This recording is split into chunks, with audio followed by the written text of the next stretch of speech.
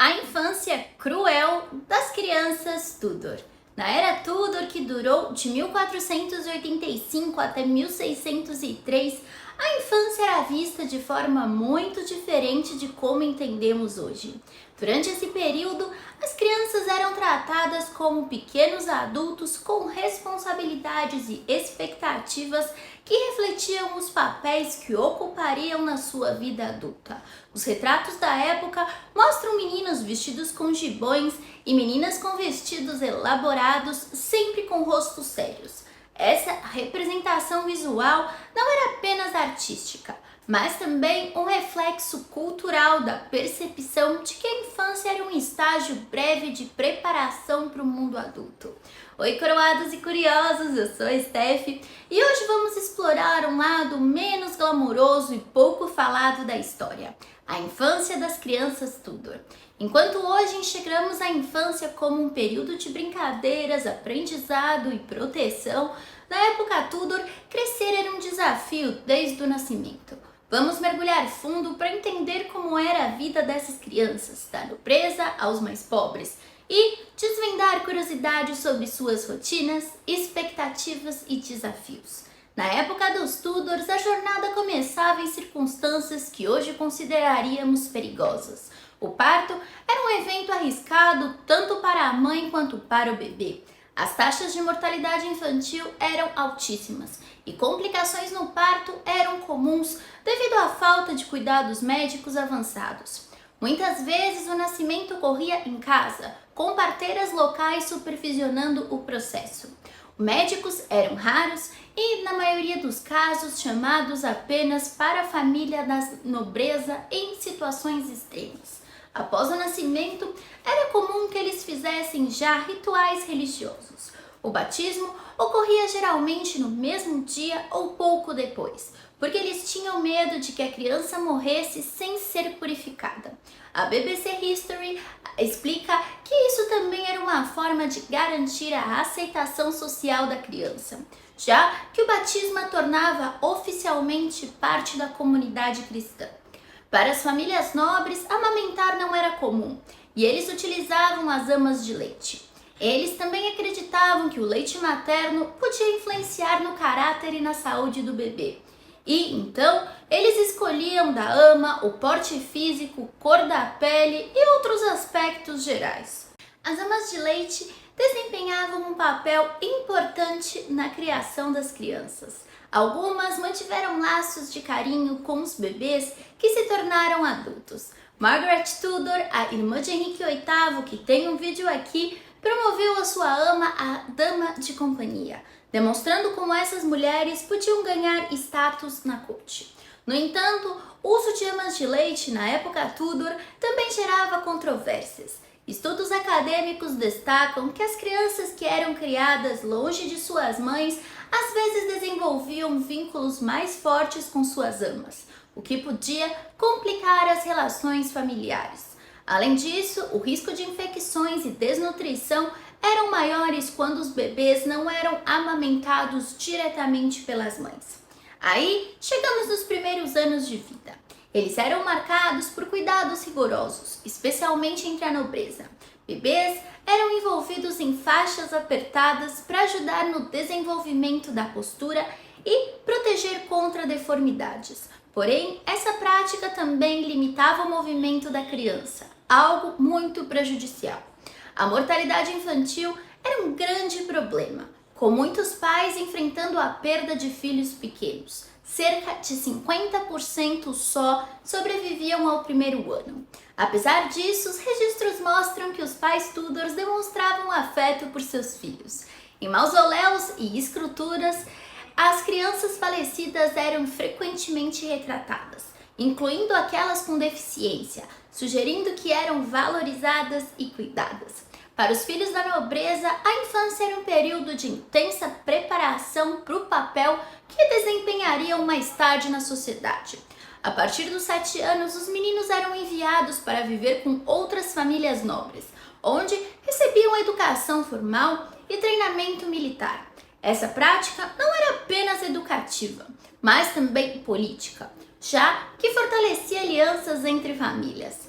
O estudo também incluía incluía latim, aritmética, retórica e história, além de habilidades práticas como esgrima e equitação. A ideia era formar líderes que pudessem servir ao rei ou administrar grandes propriedades. A educação também era profundamente religiosa, com leitura da Bíblia e doutrinas cristãs. As meninas, por outro lado, eram preparadas para o casamento e para a administração do lar. Elas aprendiam habilidades como costura, música, dança e etiqueta. Segundo a History Extra, essas atividades não eram apenas passatempos, mas ferramentas essenciais para garantir o sucesso social e político da família. A expectativa era que as meninas do século XVI se casassem ainda muito jovens, muitas vezes em alianças políticas arranjadas, e logo após a primeira menstruação, pois se acreditava que se casar faria o fluxo da menina diminuir. Estranhíssimo.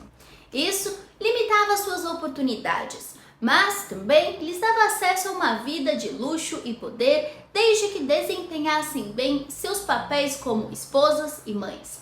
Apesar da seriedade da infância Tudor, calma, eles brincavam.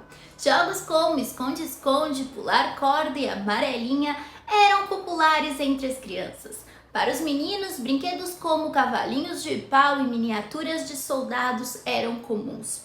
Esses brinquedos não eram apenas entretenimento, mas também uma forma de aprendizado, ajudando os meninos a desenvolver habilidades que seriam muito úteis, como liderar e estratégia militar. As meninas brincavam com bonecas de pano, muitas vezes feitas em casa, e praticavam as atividades que também iriam refletir as responsabilidades, como cuidar de miniatura de casas ou costurar roupinhas para suas bonecas.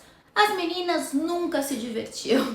Arqueólogos descobriram, inclusive, brinquedos Tudor nas margens do rio Tâmisa, incluindo estatuetas de cavaleiros a cavalo e tigelas em miniatura.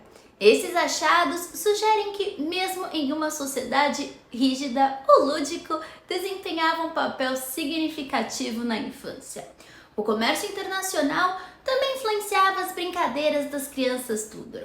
Listas alfandegárias mostram que bonecas importadas da Alemanha e da Holanda eram itens valorizados entre as famílias mais abastadas, que tinham mais dinheiro.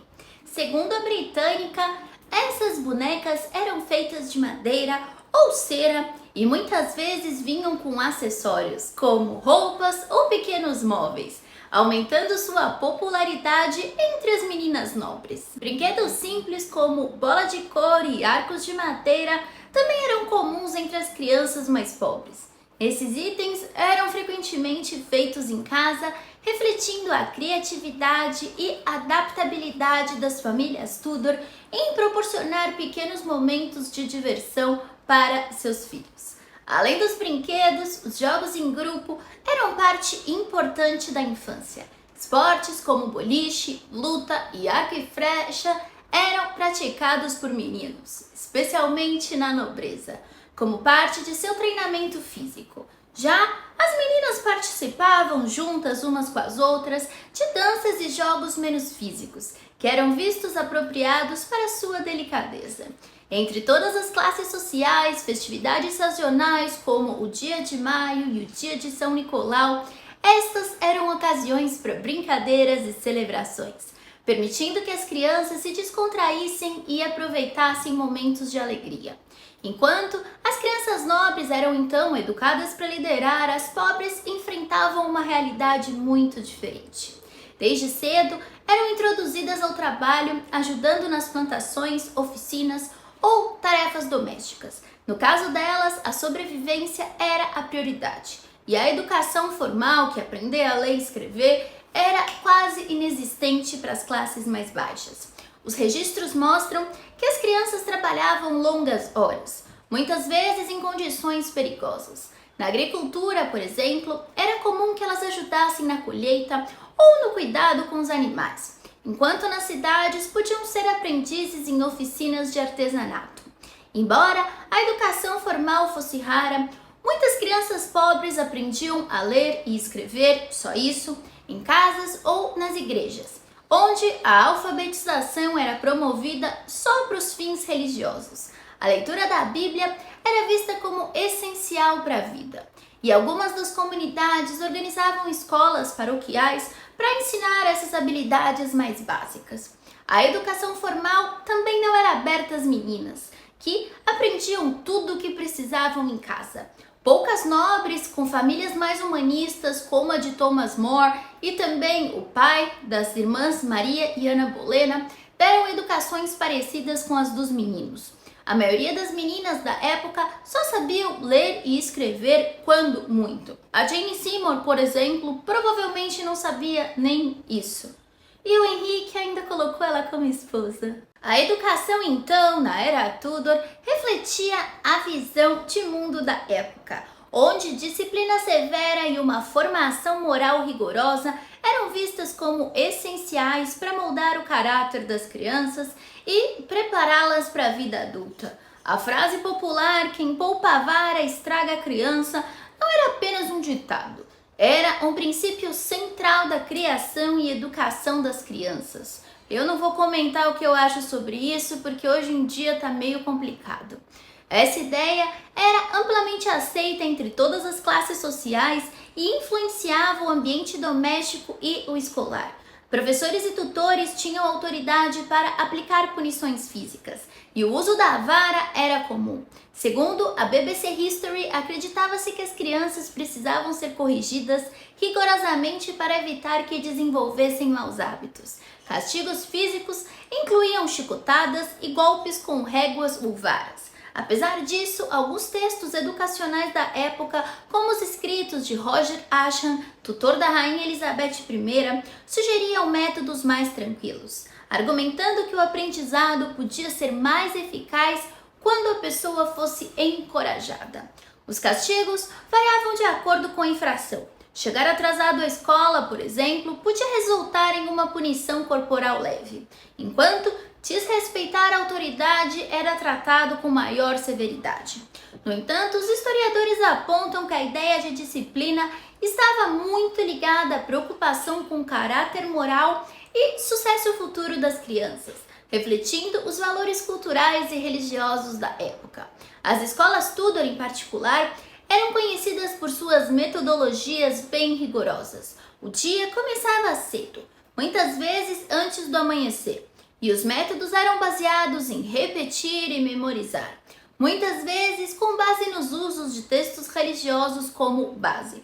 Livros como o Book of Common Prayer e traduções da Bíblia eram muito usados, como não ensinavam só habilidades linguísticas, mas reforçavam os valores morais e religiosos que a sociedade esperava dos jovens. Na era Tudor, as crianças também eram protegidas com amuletos e práticas supersticiosas para afastar maus espíritos, lembrando que eles tinham acabado de sair da Idade Média. A History Hit relata que cordões de alho ou medalhas religiosas eram comuns entre as famílias supersticiosas. A vida para as crianças abandonadas era bem difícil. Claro, a pobreza extrema e a falta de redes de apoio social significavam que muitos pais que não podiam cuidar de seus filhos recorriam a soluções desesperadas, como deixá-los na porta de famílias ricas ou igrejas. Essa prática, embora comum, era uma aposta de sorte, já que nem sempre as crianças eram acolhidas. Aí, infelizmente, a mortalidade infantil entre crianças abandonadas era alta, e aqueles que sobreviviam muitas vezes acabavam em orfanatos ou como servos em casas de famílias mais ricas. O principal orfanato da Inglaterra Tudor era o Christ Hospital, que a fotinho está aqui do lado, fundado em Londres em 1552. Ele foi criado para cuidar das crianças órfãs e abandonadas, fornecendo a eles abrigo, comida e educação básica. Segundo a BBC History, o Christ Hospital cuidava de até 396 crianças, e sua missão era não apenas protegê-las, mas prepará-las para se tornarem membros produtivos da sociedade. Ele oferecia um ambiente bem estruturado, onde as crianças recebiam roupas, educação e até brinquedos simples. No entanto, a disciplina também era rigorosa. refletindo todas as normas da época. As crianças lá eram ensinadas a ler e escrever, além de aprender ofícios que os ajudariam a encontrar trabalho na vida adulta. Detalhe que às vezes a educação de lá era bem melhor do que em casa de família. As igrejas também desempenhavam um papel central no cuidado das crianças abandonadas. Além de administrar orfanatos, organizavam iniciativas de caridade para ajudar as famílias pobres a sustentar seus filhos. Doações de alimentos, roupas e remédios eram comuns, especialmente durante o Natal. A ideia de que a comunidade tinha a responsabilidade de cuidar dos mais vulneráveis era profundamente enraizada nos valores religiosos da época. No entanto, o apoio muitas vezes não era suficiente e muitas crianças cresciam em condições de extrema privação. Agora, para muitas crianças não havia essa oportunidade. Elas não encontravam refúgio em orfanatos ou igrejas. Então, a vida nas ruas era uma realidade inevitável. Elas frequentemente recorriam a pequenos trabalhos como vender mercadorias, carregar cargas ou mendigar para sobreviver. Essas crianças enfrentavam um ciclo de pobreza e vulnerabilidade que limitava severamente suas chances de melhorar de vida. Enfim, a infância na Era Tudor foi marcada por contrastes extremos. Para as crianças nobres, era um período de intensa preparação para papéis futuros, mas também de oportunidades educacionais e de brincadeiras recreativas. Para as pobres, era uma luta constante pela sobrevivência, muitas vezes interrompida por um trabalho precoce e condições difíceis. Apesar dos desafios, a infância Tudor reflete o espírito infantil das crianças daquela época, que encontravam formas de brincar, aprender e se conectar com a comunidade. Entre a disciplina rigorosa, jogos simples e redes de apoio precárias, elas foram moldadas para enfrentar um mundo que infelizmente estava repleto de incertezas. E eu espero que você tenha gostado desse vídeo. Hoje foi um pouquinho mais sério, mas se você gostou, lembra de seguir o canal. Nós temos vídeos todos os dias às 19 horas. Um beijo e até o próximo vídeo.